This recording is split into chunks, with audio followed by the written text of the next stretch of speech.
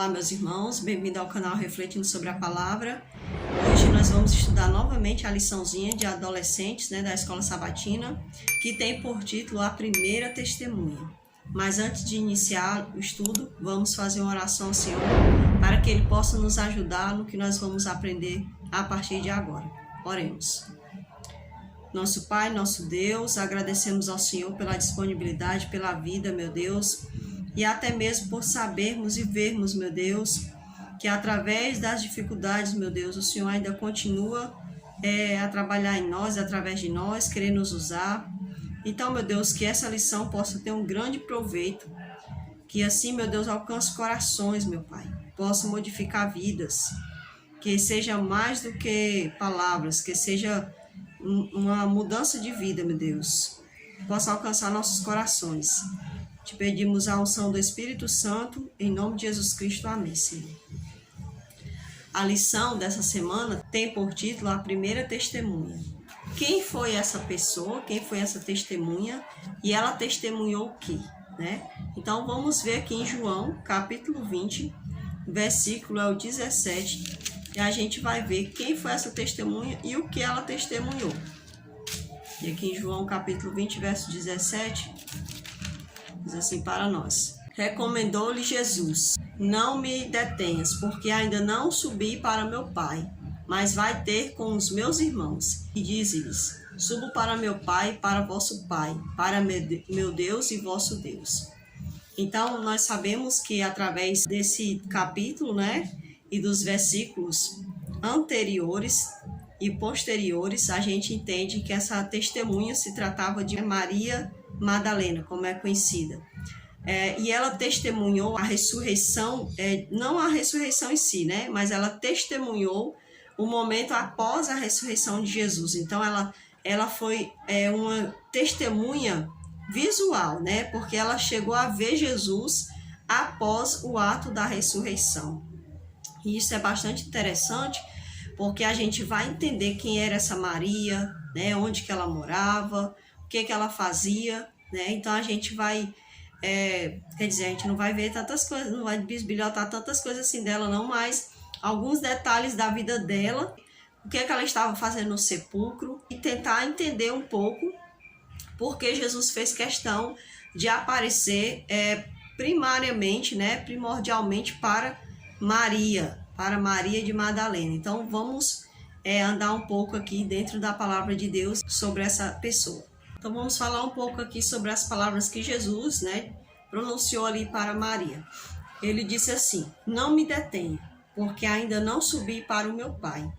Então, quando Maria, Jesus falou com ela, então ela reconheceu Jesus, porque até então ela conversou algumas palavras com Jesus, mas não havia reconhecido ele. Mas daí quando ele chama ela de Maria, chama ela pelo nome, então ela reconhece ele, chama ele de mestre, na língua ali, na língua deles mesmos, Então, Jesus, Maria, ela tenta se abraçar com Jesus, porque ele fala assim: não me detenhas, porque ainda não subi para o meu Pai. Então, Jesus impediu que ela o tocasse, porque ele ainda tinha que fazer algo. Então, ele tinha que subir para o trono do Pai. Então, ele não podia ser tocado por Maria e nem por ninguém, provavelmente, E aí, ele faz um pedido a ela. Qual o pedido que Jesus faz a Maria? Pede para que ela vá e anuncie, sobre a ressurreição dele para os demais discípulos. Então, Jesus, ele se importa com os discípulos e pede que Maria vá ali contar, anunciar, porque com certeza Maria ficou numa alegria muito grande, e aí Jesus vai compartilhar essa tua alegria, com os teus demais irmãos, os discípulos, porque já Jesus sabia a condição em que ele se encontrava, que era uma condição de tristeza, de desânimo, e provavelmente até de desconfiança, na pessoa do Mestre Jesus. Então o Senhor faz esse importantíssimo pedido para Maria. Aqui na parte de sábado fala assim para nós: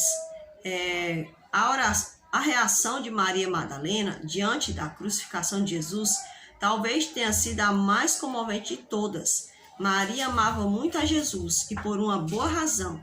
De acordo com Marcos 16, verso 9, né, está escrito ali que Jesus expulsou de Maria, né, 7 demônios, né? Sem dúvida, esse já era um grande motivo para deixar alguém feliz e grato, né? Então, Maria, ela estava grata por esse motivo e com certeza por outros motivos mais, porque uma pessoa liberta é uma pessoa feliz, né? É uma pessoa muito feliz. Então, é necessário que a gente deixe claro aqui, meus irmãos, que a Maria de Madalena não é a mesma Maria de Betânia, né? A Maria de Betânia é a Maria que ungiu os pés de Jesus, a irmã de Lázaro.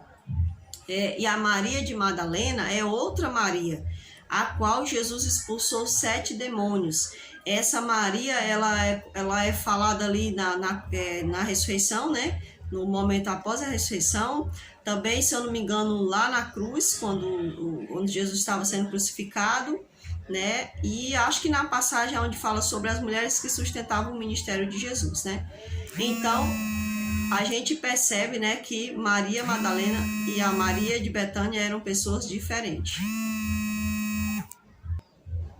Então, eu fui atrás, né, de saber aonde que ficava Betânia e onde que ficava Madalena, né? Então, aqui fala assim, ó, Betânia foi originalmente uma aldeia da antiga Judéia, tradicionalmente identificada com a cidade de Eusaria, também chamada de Azareia ou Lazareia, em árabe significando lugar de Lázaro, né? Então aqui diz que na atual Cisjordânia, ocupada onde se encontra a tumba de Lázaro. Então essa cidade de Betânia fica a cerca de 3 quilômetros a leste da cidade velha de Jerusalém e do Monte das Oliveiras. O nome vem do grego Betânia, possivelmente a partir do hebraico Bet-Nia, contração de Bet-Nania, significando casa de Ananias. Outros significados possíveis são casa ou lugar dos figos. Então, essa cidade aqui, né, ela ficava nessa distância de Jerusalém, 3 quilômetros a leste de Jerusalém. E aqui fala, né, que Betânia ela foi mencionada diversas vezes na Bíblia, né, mais ou menos 12 vezes, né, como um local visitado por Jesus. Seu nome foi dado a diversas outras localidades, né, em todo o mundo. E aqui fala que existe outra cidadezinha chamada Betânia do além do Jordão, que não deve ser confundida com a Betânia próxima a Jerusalém. E aí a cidade de Madalena fala assim, sobre essa cidade de Magdala, né? A gente conhece por Madalena, mas é também conhecida por Magdala. Fala assim, Magdala, que significa torre, se eu não me engano, tá entre parênteses, então deve ser isso, né? Foi uma pequena aldeia aparentemente situada na Galileia, visto que parece ter sido o local de nascimento de Maria Madalena, também chamada de Madalena, ou Maria de Magdala. O nome que aparece em Mateus 15:39 para Magdala é Magadã. É provavelmente outro nome para o mesmo lugar, ou então era outra aldeia tão próxima que a costa a que Jesus acostou poderia ter pertencido a qualquer uma das duas terras. Então elas têm duas cidades, né, que parecem ser bem semelhantes, que são, ela diz aqui que são tão próximas que pode ter sido também confundido, né? Aí diz assim, ó, o nome que aparece em Mateus 15:29 para Magdala é Magadã. É provavelmente outro nome para o mesmo lugar, como a gente já leu aqui, né? O Talmud menciona 2 lugares com o nome de Magdala. Um deles situava-se no leste, no Jamuque, perto de Gadara, na Jadar medieval, hoje Muques, recebendo assim o nome de Magdala Gadar. Existia outra Magdala, mais conhecida perto de Tiberíades, Magdala Nunaiá, Magdala dos Peixes, né? Aqui a colocaria na costa dos lagos. Flávio Joséfo menciona uma cidade galileia destruída pelos romanos na Guerra dos Judeus, com o nome grego de Taríquias. Pronto, aqui no caso, pessoal, por que eu tô contando essa história? Porque muitas das vezes a gente vê as pessoas falando no púlpito, né? Aí uma vez eu já escutei que Maria Madalena era uma prostituta, aí depois eu escutei que era a mesma irmã de Lázaro, que o tio dela, que se chamava Simão, tinha violentado ela quando ela era criança, e aí ela saiu, foi para outra cidade, que era a cidade de Magdala, que era uma cidade onde viviam pessoas que se prostituíam, né? Só que aí, quando a gente vai estudando, a gente percebe que, na verdade, essa cidade de Magdala era uma cidade próspera, era uma cidade bem próspera. E assim, o fato de uma mulher ter demônios, isso não quer dizer que é porque ela tinha vivido uma vida de prostituição. Um demônio pode se apossar da vida de uma pessoa simplesmente por ela dar lugar. Por exemplo, ela ser uma pessoa orgulhosa, invejosa, né? Então isso já é um grande motivo para um demônio se apossar dessa pessoa. Então não é o fato da pessoa ter se prostituído, né? E a gente não sabe se essa mulher é uma pessoa rica, uma pessoa pobre.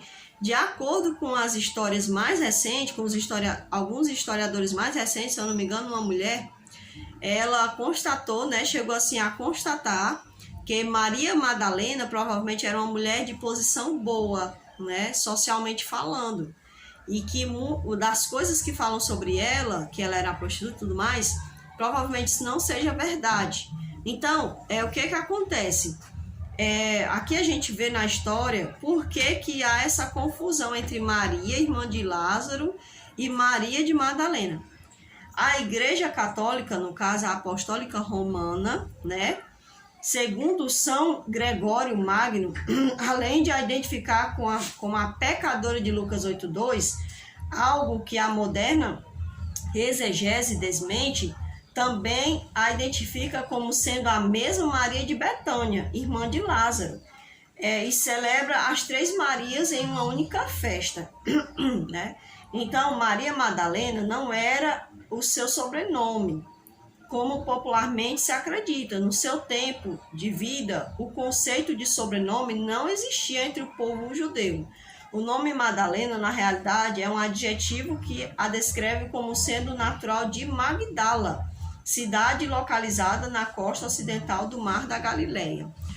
Então, pessoal, a gente vai perceber pela história aqui, pela história da Bíblia, a gente percebe que as duas Marias eram Marias diferentes, não tem nada a ver uma com a outra. E eu até estou aqui falando isso, por quê? Porque na parte de sábado, está dando a entender que a Maria, irmã de Lázaro, que ungiu os pés de Jesus, é a mesma Maria de Betânia, a mesma Maria de Madalena, mas não é. São duas Marias diferentes, certo? Porque eram muitas Marias que seguiam a Jesus Cristo. Então, a gente percebe aqui, né, que Maria, irmã de Lázaro, foi a Maria que ungiu os pés de Jesus e que enxugou com os seus cabelos e também chorava, né? De acordo com a Bíblia. E já a Maria de Madalena é outra Maria, certo? Então você pode até procurar aí as passagens em João 12:1, 8, Marcos 14:3, 9, Mateus 26, 6 e 13, que até fala que a Maria que enxugou os cabelos, que enxugou os pés de Jesus, era Maria, irmã de Lázaro. Eu vou até procurar aqui a passagem na Bíblia para a gente tirar uma dúvida. Pronto, aqui em João, capítulo 11, versículo 2, diz assim, ó: esta Maria, cujo irmão Lázaro estava enfermo, era a mesma que ungiu com bálsamo o Senhor e lhe enxugou os pés com seus cabelos. Então aqui deixa claro que a Maria que enxugou os pés de Jesus, que ungiu a Jesus e que chorou aos pés de Jesus, enxugou os seus pés com os cabelos, é a mesma Maria, irmã de Lázaro, certo? Nada tem a ver com a Maria de Madalena. Na parte de domingo, vamos estudar no capítulo de João, capítulo 20 de João, versículo do 1 ao 18, certo? Então, fala assim para nós. O escritor dessa narrativa é João. Você percebeu como João se refere a si mesmo durante esse episódio? Observou o fato de que ele quis ter certeza de que todos soubessem que ele tinha ultrapassado Pedro para chegar à tumba de Jesus? Porque ele agiu assim? Então aqui falou, né, que de acordo com esse capítulo de João, o próprio João ele diz assim, olha, na hora que Maria chegou lá, né, que falou para ele e para Pedro, que o corpo de Jesus, que ela não chegou dizendo assim, ela chegou lá falando que o corpo de Jesus, né, não estava lá na tumba. Primeiro, essa foi a primeira parte, porque tem 2 momentos dela na tumba. A primeira parte é quando ela vê que o corpo dele não está lá, e aí ela se desespera e vai atrás dos discípulos e fala para eles que o corpo de Jesus não está na tumba e que provavelmente foi roubado. Então, a Bíblia conta que Pedro e João saem correndo. E aí João, que é o que escreve o livro de João, o Evangelho de João, ele diz que Pedro saiu correndo, mas aquele a quem Jesus amava correu mais rápido, né? E aí a pessoa pergunta assim, por que será que João agiu assim, falou isso, né? Bem, eu acredito que ele narrou aquilo que estava acontecendo, né? Tipo assim, nós saímos juntos, mas eu cheguei primeiro no local, ele estava testificando que ele havia chegado primeiro. Eu não acredito que João tenha falado isso, tipo assim, se soberbecendo, por quê? Porque depois ele fala que ele não entrou, quem entrou foi Pedro. Então ele chega primeiro ao local, mas ele não entra na tumba, ele fala que quem entrou primeiro foi Pedro, o que chegou após ele. Então, eu acredito que ele não falou isso por ensoberbecimento, do fato de ele ter corrido mais rápido. Mas ele falou isso porque ele queria apenas testemunhar como a história aconteceu, né? Qual é a atitude das mulheres que foram à tumba de Jesus? Foi esse um ato de heroísmo, levando-se em conta a multidão enfurecida? Então, assim, as mulheres, elas acompanharam Jesus após a crucificação e chegaram ali no túmulo juntamente com José de Arimateia, né, e outros discípulos, eu não sei quem eram, mas eu sei que João estava lá, porque ele estava ao pé da cruz, né, juntamente com a mãe de Jesus.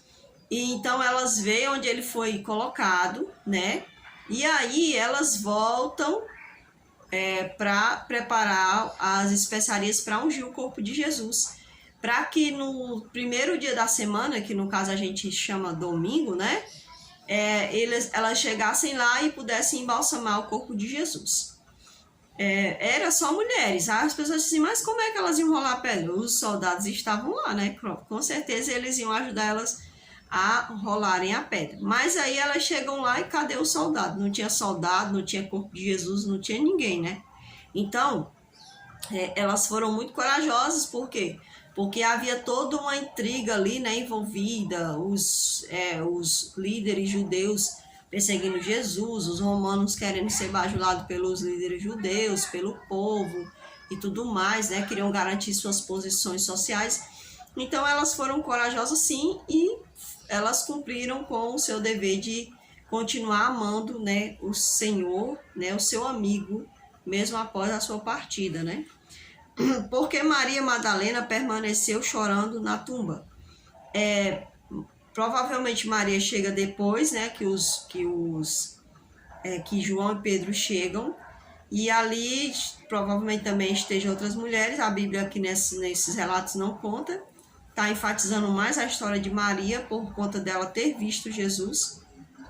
Então, Maria, ela permanece ali após a saída de João e de Pedro, porque provavelmente quando eles não viram mais Jesus, eles foram contar para os outros discípulos, né, o que tinha acontecido, que o corpo de Jesus havia sumido. Então ela permanece ali, e aí ela chora, né, ela fica muito triste, que é uma coisa natural, quando alguém perde alguém importante para ele, né, e aí, além do mais, perder o corpo daquela pessoa, né.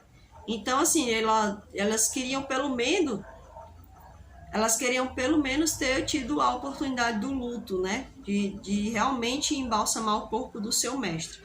Então ela chora por esse motivo, ela não estava entendendo ali a situação que estava acontecendo. Aqui fala assim, ó, que 2 lições você pode tirar desse episódio? Bem, eu quero ser sempre serva corajosa como essas mulheres foram, né? Porque a coragem delas não foi ir para a tumba vazia, a coragem delas foi ir para o ato da crucificação. Porque Lá na crucificação, a multidão estava em fúria, estava em ódio. E lá na tumba, não. Na tumba elas foram, ele já estava morto, né? Mas no ato da crucificação foi o momento mais cruel para elas, né? Na questão de serem um risco, terem suas vidas postas em risco, né? Mas como elas eram discípulas, elas não ligaram para isso. Na parte de segunda-feira, eu escolhi ler o capítulo 20 de João, certo? Vai contar ali a história da ressurreição de Jesus. Então fala assim, olha, no primeiro dia da semana, Maria Madalena foi ao sepulcro de madrugada, sendo ainda escuro, e viu que a pedra estava revolvida. Então correu e foi ter com Simão, Pedro e com outro discípulo a quem Jesus amava e disse: tiraram do sepulcro o Senhor e não sabemos onde o puseram. Por que ela diz não sabemos? Porque ela estava com outras mulheres. Mas quando ela foi até João e Pedro, ela provavelmente foi sozinha. Então, ou algumas foi procurar um dos discípulos e outras foram procurar os outros discípulos, né? Porque eles se esconderam por conta da perseguição ali dos líderes judeus, né? Saiu, pois, Pedro e outro discípulo e foram ao sepulcro. Ambos corriam juntos, mas o outro discípulo correu mais depressa do que Pedro e chegou primeiro ao sepulcro. E abaixando-se viu os lençóis de linho, todavia não entrou. Então Simão Pedro, seguindo, chegou e entrou no sepulcro. Ele também viu os lençóis, né? E o lençol que estivera sobre a cabeça de Jesus. Então, a gente nota aqui que João, ele chega, mas ele, só baixa a cabeça e percebe que o corpo não está lá, e ele vê os lençóizinhos ali no cantinho. E Pedro entra e também nota isso nos lençóis. Então, esse fato, o lençol fica bem marcado aqui na narrativa de João, né? Então entrou também outro discípulo que chegara primeiro ao sepulcro, pois ainda não tinha. Aí nesse momento, depois que Pedro entra, João também entra, né? E aqui diz que ainda não tinha compreendido a escritura, que era necessário ressuscitar ele dentre os mortos. Então eles ficaram sem saber o que aconteceu. Por que fizeram isso, né? Eles achavam que Jesus tinha sido, que o corpo de Cristo havia sido roubado. E voltaram os discípulos outra vez para casa. Maria, entretanto, permanecia junto à entrada do túmulo, chorando. Você vê aqui que eles estavam assim num estado de choque, né? Porque Maria fica lá sozinha, eles saem tudo triste, entristecido. Então, a situação aqui de Pedro, de Maria, das outras Maria e de João, estava uma situação mesmo crítica, né? Eles estavam quase que assim dormentes. Então ela diz que enquanto chorava, abaixou-se e olhou para dentro do túmulo. Então ela estava chorando bem na portinha. Assim a gente pode até visualizar assim, a cena de Maria ali chorando no sepulcro. Aqui, o sepulcro aqui, né? A porta aqui, ela aqui chorando aqui sentada. Então ela se abaixa e olha, e aí nesse momento o Senhor faz uma surpresa para ela, né? Que Ele é um Deus maravilhoso. Diz assim, e viu 2 anjos vestidos de branco, sentados onde o corpo de Jesus fora posto, um à cabeceira e o outro aos pés. Então parecia que os anjos estavam ali conversando, né, na minha mente, né? Eu fico imaginando que eles dois estavam conversando ali, né, sobre alguma coisa em relação à ressurreição de Jesus. Então fala que um estava à cabeceira e o outro estava aos pés, né? Aí diz mais assim, olha, eles lhe perguntaram: mulher, por que choras? Ele estava tentando trazer à mente dela a memória sobre a ressurreição de Jesus. Por que você está chorando? Acaso o mestre não falou? Acaso o Senhor não já tinha dito? Né? Ele queria trazer à mente dela a lembrança, mas a mente estava tão entorpecida pela tristeza que não lembrava desse detalhe, né? Ela lhe respondeu: porque levaram meu Senhor e não sei onde puseram. Tendo dito isto, voltou-se para trás e viu Jesus em pé. João fala que ela viu Jesus em pé, mas na hora que ela olhou, ela achava que era uma outra pessoa. Aí você percebe, né, que Maria deduz lá os homens como anjo, ela fala que era um anjo, né? Mas quando ela olha para Jesus, ela não vê um anjo, ela vê como se fosse um ser humano, porque é assim que Jesus se encontra, em forma humano divino, né? Ela diz assim, perguntou-lhe Jesus: mulher, por que choras? Nesse momento aqui eu fico maravilhada, né? Fico encantada, porque ele chega bem pertinho dela, aí ele diz assim para a mulher: por que choras? Aí tem uma imagenzinha que eu acho muito bonita, feita pelos mormons, e é muito isso, né? essa Maria sentada ali, ali próximo à porta do sepulcro, e ali falando com essa pessoa em pé, que no caso é deduzindo ser Jesus, né? Então eu acho muito bonita essa imagem, me traz realmente na memória isso, né? Essa descrição de Maria conversando com Jesus. Por que choras? A quem procuras? Ela responde, ela supondo ser ele o jardineiro, respondeu, Senhor, se tu o tiraste, dize-me onde o puseste e eu o levarei. Então ela pensou assim, talvez ele tenha tirado ele daqui, né? Porque esse túmulo não era dele, era de José de Arimateia, talvez ele o tirou daqui e a pedra estava rolada, então ele deve ter tirado. Então ela, supondo ser ele o jardineiro, respondeu isso para ele. Jesus disse-lhe, Maria. Ela, voltando-se, lhe disse, em hebraico, Rabone, que quer dizer mestre. Eu acredito que nesse momento, Jesus estava conversando ali com Maria, né? E aí ela começou ele estava em pé, ela fala com ele, e aí ela começa a dizer, onde tu colocaste o corpo, né? Então ela se vira ali para, tipo, tentar olhar, onde é que tu colocaste o corpo? Me dizes, para que eu possa levá-lo. E aí ele fala, Maria, sou eu, né? Trazendo ali a memória dela. Então ela se vira e olha novamente para ele, então reconhece ele. Ela reconheceu a voz dele pelo nome, pelo jeito como ele chamava o seu nome. Então ela o reconhece. Então diz aqui, recomendou-lhe Jesus. Não me detenhas porque ainda não subi para meu Pai. E aí Jesus fala aquela frase que a gente falou lá no início, né? Que não detivesse, né? Então saiu Maria, né, a anunciar aos discípulos, viu o Senhor e contava que ele lhe dissera estas coisas. Então João, ele faz questão, né, de deixar ali, né, narrado que realmente Maria havia visto Jesus. João poderia ter ocultado essa passagem da Bíblia, porque as mulheres eram muito desvalorizadas, muitas das vezes ainda se encontram nesse estado, mas João faz questão de deixar a narrativa conforme Maria viu. E conforme João creu que foi assim. Ele acreditou, confiou nas palavras da serva, da discípula de Cristo. Então essa passagem que a gente leu aqui na parte de segunda-feira, eu achei muito linda. E eu fiz questão de ler para que a gente possa trazer à memória esse momento da ressurreição de Jesus, que é algo muito importante para nós. Aqui na parte de terça-feira fala, Maria Madalena foi chamada assim por causa da cidade onde ela morava. Aqui também fala que quando Pedro e João entraram no sepulcro, viram algo que provava que de fato Jesus havia ressuscitado, que no caso eram os panos dobrados. E eu já escutei alguém explicando, pessoal, que o ato de se dobrar os panos, na tradição judaica, eu não sei se isso é verdade, né? Não fui atrás de me aprofundar, mas vi um pregador pregando, então é bom que vocês possam ir atrás. Mas eu ouvi falar, né?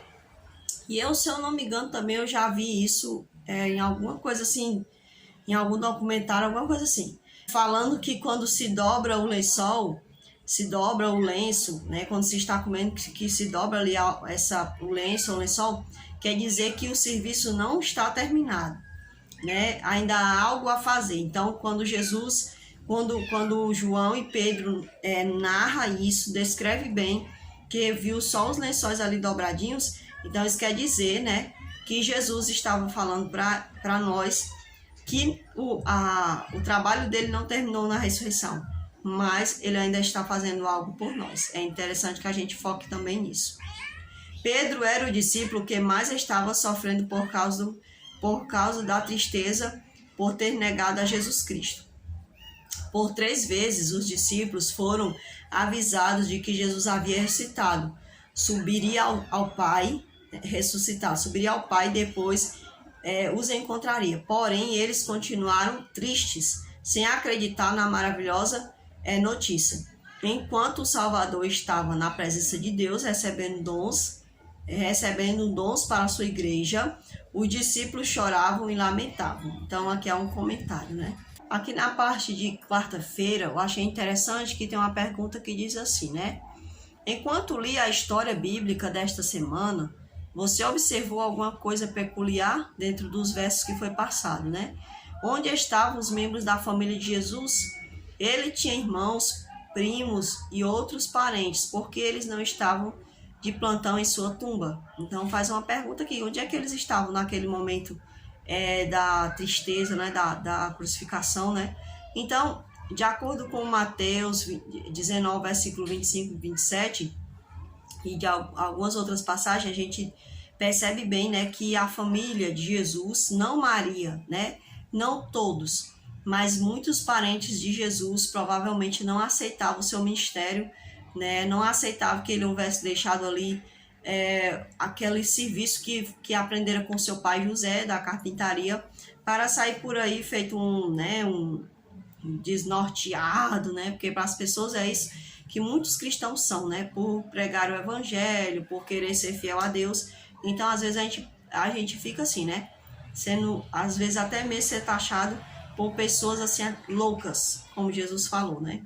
Então, meus irmãos, o que é que a gente pode tirar daqui? Se o próprio Cristo, se o próprio Senhor, em forma humana, né, ele foi rejeitado pelos seus parentes, aí eu e você temos que entender que nós não vamos ser diferentes, nós também vamos passar por situações semelhantes, certo? Então, mas nós temos que entender que nós temos o Senhor por nós, como nosso amigo. Paulo, ele mostrou esse exemplo, né? Ele teve o Senhor Deus por seu amigo, por alguém que estava com ele todos os momentos. E aqui na parte de quinta-feira fala assim para nós, olha, a primeira obra de Cristo depois da ressurreição foi convencer os discípulos de seu inalterável amor e eterna consideração para com eles. Ele queria estreitar ainda mais seu vínculo de amor em torno deles, né? Então aqui é um dos comentários de Ellen White, né, falando sobre como Jesus se importava com os discípulos. Então eu acredito que a maior de todas as preocupações de Jesus foi mostrar para os discípulos que ele havia levantado, né, após a sua morte. Por quê? Porque os discípulos, eles estavam... Ele já sabia, né? Ele disse para os discípulos que havia orado ao Pai, para que eles não fossem dispersados pelo poder de Satanás. Então Jesus, ele se preocupava demais com os discípulos. Por quê? Porque os discípulos eram os amigos de Jesus. Jesus considerava eles. Não importava o que eles tinham feito, Jesus considerava eles. O próprio Judas, Jesus não desconsiderou Judas, né? O fato dele ter feito aquilo. Então Jesus queria reavivar, né, a fé deles, a confiança deles nele, né? E na obra que Jesus delegou a cada um deles, que era ser discípulos por todos os lugares, né? Então, como é que eu sei, né, que Maria de Madalena não era a mesma Maria de Betânia? Porque a gente percebe, né, que a Maria de Madalena, ela era uma discípula. Ela não é tão falada assim, como não se dá tanta ênfase como se vê quando Jesus chegava na casa de Maria de Betânia. Por quê? A gente percebe que ela não era uma discípula diária de Cristo. Porque quando Jesus chegava, ela queria ficar ouvindo Jesus, ela queria ficar aos pés de Jesus. E já a discípula, ela estava ali todos os dias com Jesus, ela estava servindo. Então, a carência de escutar mais aos pés de Jesus era diferente da Maria de Betânia, quando Jesus ia apenas ali passear, né, nos amigos, porque Jesus era muito amigo deles, e também quando Jesus ia ali, né, praticar também o ministério de salvação. Então, Jesus, ele se importava com todos, né?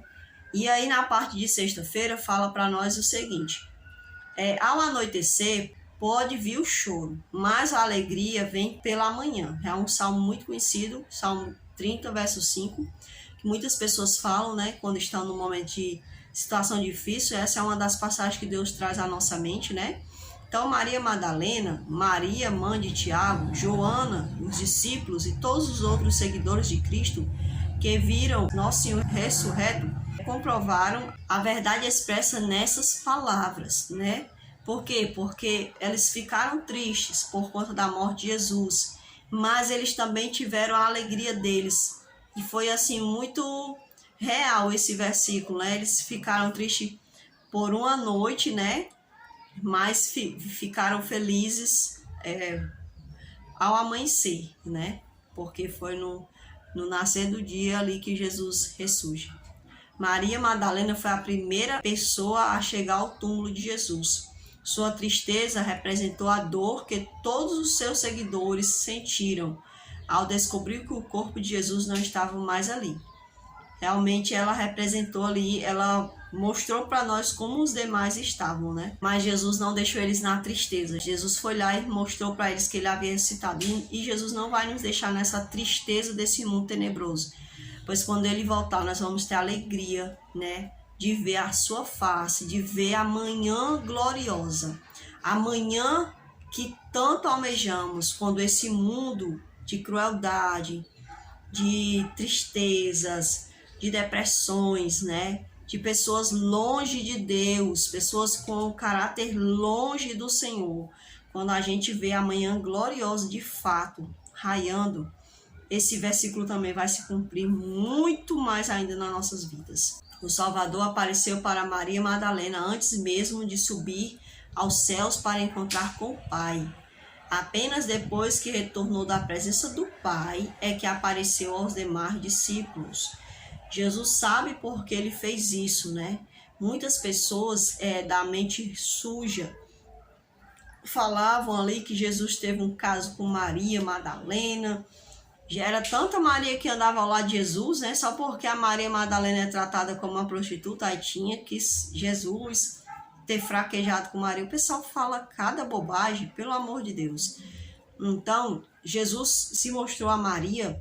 Eu acredito que Jesus apareceu a ela porque ela insistiu, porque se os discípulos tivessem ficado ali, ele teria primeiramente aparecido para eles. Mas como Maria foi cedinho com as demais Marias, né? E ela, mesmo depois que todo mundo saiu, foi resolver suas coisas, foram tentar descobrir onde estava o corpo, ela ficou ali. Ela ficou ali orando e provavelmente ela ficou fazendo essa oração ao Senhor. Deus, Pai, me mostra onde está o corpo do meu mestre, né? Então, provavelmente ela ficou ali orando, né? E ali realmente o Senhor deu a resposta da oração a ela. E nós não sabemos, né? Então, aqui diz mais assim: Deus entende nossos sofrimentos e nos oferece a esperança que pode ser encontrada apenas em seu Filho Cristo Jesus. E assim deve ser suficiente para enxugar nossas lágrimas quando elas insistirem em cair. Bem, a nossa alegria está no Senhor, né? A minha e a sua esperança deve ser o Senhor. John Clark falou assim: Deus lhe envia alegria, pois a tristeza vem rapidamente. É verdade, a tristeza é algo que surge por qualquer coisa. Pode ser uma má notícia, pode ser um problema que a pessoa está passando, uma dor, né? Então a tristeza ela vem rápido, mas a alegria ela é enviada por Deus, é um escape que vem do alto. Aqui um anônimo escreveu, né? Que sua vida seja como a aritmética. Alegrias somadas, tristezas subtraídas, amigos multiplicados, amor indivisível, né? Então é assim que deve ser nossa vida. Deve ser uma vida que as tristezas devem ser subtraídas, as alegrias sempre somadas, né? Os amigos multiplicados e o amor indivisível, né? Aqui fala assim: é muito fácil nós nos deixarmos levar por algo que está ao alcance de nossa visão. Em breve também vamos viver um tempo que teremos que agir pela fé. Bem, para mim esse tempo ele já chegou. Ele chegou desde quando eu aceitei a Cristo. Porque quando eu aceito a Cristo, quando você aceita a Cristo, esse tempo é esse desafio de todos os dias termos nossa fé testada, termos nossas decisões tomadas ao lado de Cristo sempre, é o tempo. Mas claro que o tempo da besta, né, da besta nos pressionar para abandonarmos nossa adoração ao Deus verdadeiro em prol da adoração a ela, em prol do dedicar-se ao que ela diz, esse tempo é hoje. Esse tempo está cada vez mais forte sobre a humanidade. Então, aqui tem uma pergunta que diz assim: de que forma você tem se preparado para esse tempo? Então, eu acredito que só existe uma forma de nos prepararmos, é sendo verdadeiramente amigos de Cristo, servos de Cristo, filhos do Deus eterno, representantes do reino. Não existe outra forma que venhamos estar tão adequadamente preparados senão essa. É dessa forma que a gente vai se preparar, né? Realmente estando com Cristo verdadeiramente. Então, que nós possamos meditar na lição dessa semana, que mostrou a importância que Cristo deu, né, à sua serva Maria Madalena e aos demais discípulos, porque ele pede para anunciar eles, e que nós possamos entender que Cristo quer que sejamos suas testemunhas sempre, todos os dias, na tristeza, na dor, na escassez, na bonança, cada dia, pedindo fé, como eu tenho sempre pedido fé ao Senhor. Senhor, dá-me fé, dá-me aquilo que te agrada, que se chama fé. É isso que eu tenho pedido ao Senhor, é isso que nós devemos pedir ao Senhor. E eu espero que você cresça através do estudo dessa lição, que nós possamos um dia, não muito longe também, participar da manhã gloriosa de Cristo Jesus, aonde nossa tristeza se transformará na verdadeira alegria. Que Deus te abençoe, que Deus faça você crescer a cada dia e que você possa, ao terminar de escutar esse vídeo, né, você possa compartilhar esse vídeo com outras pessoas, possa fazer outras pessoas também serem edificadas através dessa lição da Escola Sabatina de Adolescentes, que para mim é muito proveitosa. Deixe seu comentário, deixe o seu gostei ou o seu não gostei, né? Que você possa ficar com Deus. Vamos orar para que assim o Senhor possa estar conosco. Nosso Pai, obrigada por termos sido chamados por tuas testemunhas. Não somos dignos, mas agradecemos por esta bênção, Senhor. Derrama sobre nós a tua unção, porque assim, Espírito Santo, nós seremos transformados. Seremos uma testemunha de acordo com a tua vontade e levaremos a tua palavra, Senhor Deus, andando, falando, pensando.